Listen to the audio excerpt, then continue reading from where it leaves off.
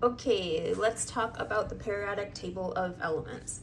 So this is a color-coded one, and so it kind of just groups them all within like the class that they are. So you can see that these guys are the red, and so these are the alkaline metals, then the alkaline earth metals, and then all the way over here to the non-metals. Okay, so this would be like some of like the metals like for instance, you know what a metal is, things that you can knock on wood. So not all metals are hard like we're used to, but these are still in the metal category. And then these are in the non-metals. So when we look at these non-metals, we have the different color of blues. And so basically these middle are non-metals and these ones are halogens.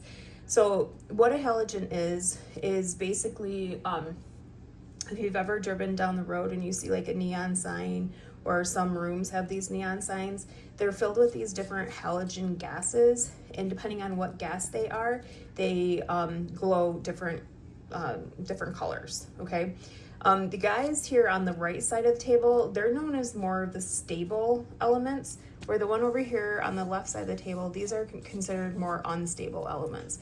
And there is a reason why, and we'll get to that. The middles here, these are like transition metals. So they're not really between a metal and a non-metal. They're just kind of like in between. So like nickel and, like a whole bunch of iron, like different other ones, right? And so that's great. And then these little guys get stuck in the middle here with the color coding. And basically a lot of these are man-made elements. And so we just kind of honestly don't talk about them a lot, but they do exist. But we'll talk about stability here in a second. So how they are organized is this thing that's called atomic mass. So if we're looking at an atomic mass and an atomic number, the atomic mass is how much it weighs. Okay, so you weigh 40 pounds or whatever it is. That would be your Lewis mass, right? So that's your atomic mass. So one element of phosphorus weighs almost 40 molecules. It's not grams. It's my brain's stopping for a second, but it weighs 40. Where the atomic number is 15, that's just where it is on the table. So if we look at element number 15, we should be able to see, if we were to count all the way there, we'd see that he's 15. Okay, and then the chemical signal is P, and then the element name is phosphorus. Okay, so everything is organized by atomic mass and atomic number, and then the name. So there's like 1-letter shortcuts, there's 3-letter shortcuts, and then there's the full name. So it just really depends on what kind of chemistry you're talking about and how specific you need to know the details. Okay, so that's kind of how things are organized. So again, if we look back at this table, I told you, you went for a ride. I told you, and we want to sit down, that these guys are stable and these ones are unstable. And it has to do with these things that are called orbits, okay? So if we have a cell, or a molecule here, and we have the center here, the first shell around it, which is going to house those electrons, because there's protons and neutrons, which are all in the center of the cell, and that's just kind of like the cell body. And then these electrons are what kind of gives it its charge, if you will. So I always think of these guys kind of like a fruit fly or a gnat. They really don't go in a circle, but they're like kind of crazy, and they're like, and they're all over, and they kind of go around in an orbit, but it can be like a 3D orbit, so it's kind of fun. But the rule is that the first orbit around it only has space for 2 electrons. The second orbit around it has space for 8 electrons. And then the third element around it also has space for 18, and then above on is 16, etc. So what does this have to do with stability? Well, basically stability is based on how many elements are filling the outermost ring. Also, you need to have 2 here before you can move on to 8 here. You have to have 8 here until you can move on to 8 here. So if I had, for instance, 6 electrons, you couldn't say, well, I want 2 here, 2 here, 2 here. That doesn't work. It has to fill the orbit first before you can jump to the next level, okay? So stability comes with how full the outer orbit is, okay? So if you think of this, say we have this element and there's 2 here and there's 8 there, that makes 10, and then say that there's 7 here, so that makes 17, okay? This guy, he's pretty stable. He has one spot open to accept an electron. So this is an electron acceptor.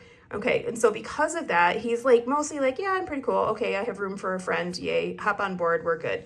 So that's where all of these guys come in.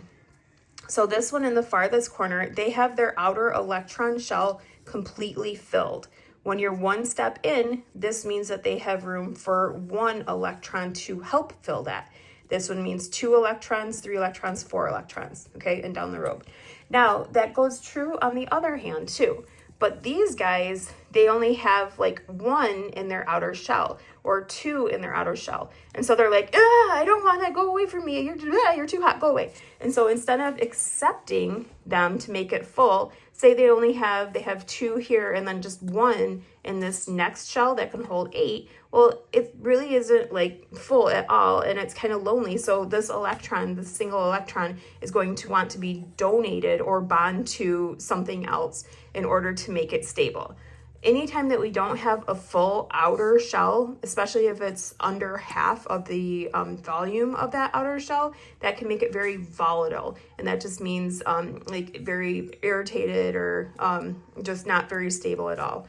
So again, since all of these guys are very close to being full, they're relatively chill and they're stable. Okay, so we have chloride, we have fluoride, we have oxygen, right? Carbon, all of these guys, they're pretty fun. Where these guys are like lithium, sodium. And you might think, well, Janet, I eat sodium when I salt my food. Yeah, but that's sodium chloride. So if you look at this, sodium has 1 electron and chloride is missing 1. And so these two, NaCl, they're going to bind together to make a very equally balanced molecule, which is table salt. So we can have an unstable guy bind with a stable guy and make something super stable. So like I said, you would never want to have sodium by itself because it's very explosive. Chlorine gas is very toxic, okay? But together, they share these electrons in their outer shells, and it makes them super happy, okay? So that is, that's one thing. And then like, for instance, also like if we're talking about like bonds, carbon always has, well, I guess this is the next thing. So we'll stop there, but this is a periodic table of elements. And again, our electron shells, which are called our orbitals, orbitals, we have our center, which has our proton and our neutron. And then we have these electrons, and electrons have a negative shape or a negative charge, where a proton has a positive charge and a neutron is equal, okay? So there's no charge. So your protons are positive, your electrons are negative. And again, this is an electron orbital shell. And there's 2 in the first one, 8 in the second one, 8 spots allowed in the third one, and then you continue to go up, okay? So again, you want these to be as full as possible. So another reason, okay, so say we have chlorine, and I'm just making up something, but chlorine, which has 1 spot available, he combined with sodium, potassium, rubidium, lithium, any of those guys. Where if I have oxygen, I potentially could bind him with a calcium because he has 2 open spots and he has 2 to give. So he's stable, he's unstable, they share, they hold hands, and they're super happy.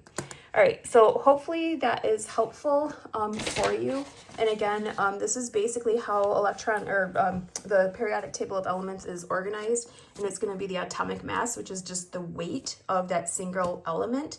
You have that atomic number, which is its position on the table, the chemical signal, which is a well-known universal. So depending on, I don't care if you're in Japan, if you're in China, Hawaii, Canada, P is going to be phosphorus because it's all universal. And then the element name. All right, hopefully that was helpful. Thanks. Bye-bye.